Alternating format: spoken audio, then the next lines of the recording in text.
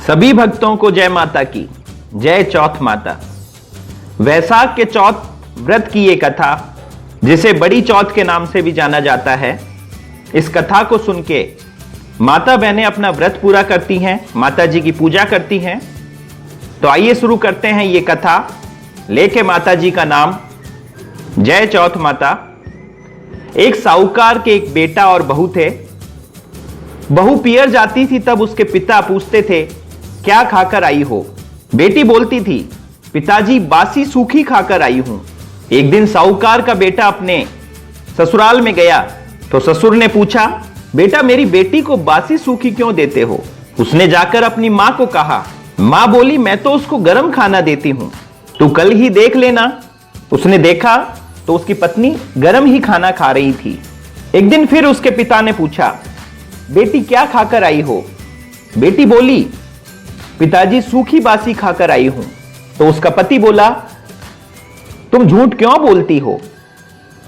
जब वह बोली, ना तुम कमाते हो ना तुम्हारे पिताजी कमाते हैं, तो वह बासी सूखी ही तो हुई। यह बात उसके पति के दिल में लग गई और यह सुनकर उसका पति कमाने निकल गया। उसने इतना धन कमाया कि वह वहीं पे रहने लग गया।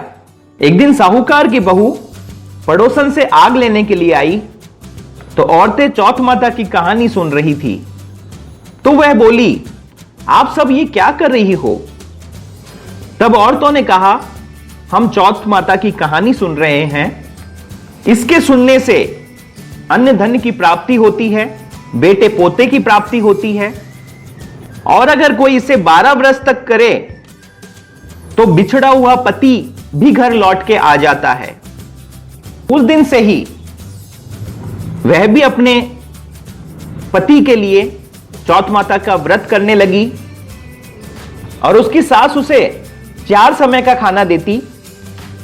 और जब चौथ माता का व्रत आता उस दिन भी उसकी सास उसे 4 समय का खाना देती, जिसमें से वह 1 समय का खाना ब्राह्मण को दे देती, 1 समय के खाने को गड्ढे में गाड़ देती, 1 समय के खाने को गाय को खिला देती, और जो 1 समय का खाना बचता उसको चांद के अर्घ देकर वह खुद खा लेती।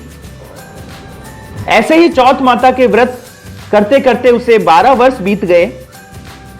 चौथ विंदायक ने सोची कि इसको व्रत करते हुए 12 वर्ष हो गए, अगर इसके पति को वापस नहीं लाए तो कलयुग में हमें कौन पूजेगा। इसलिए उस रात ही चौथ माता उसके पति को बोली कि अब तू घर चला जा, तेरी पत्नी तुझे याद कर रही है। तब वो बोला, मैं तो काम में बहुत उलझ गया हूं, अब तो जाना मुश्किल है।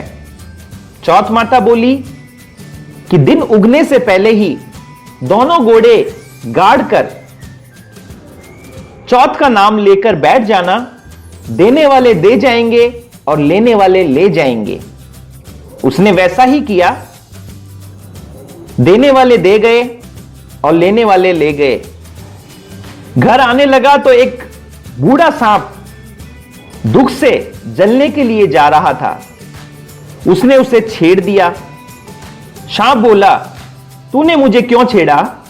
अब मैं तुझे खाऊंगा।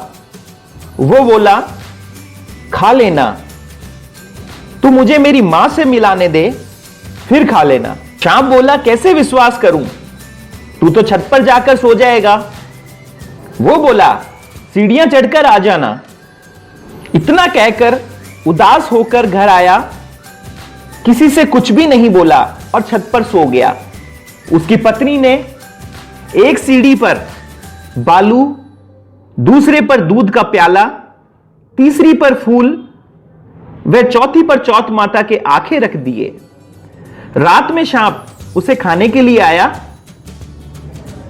पहले तो बालू में खूब लोट पलोट लगा ली, फिर दूध पी लिया, फिर फूलों की खुशबू ले ली।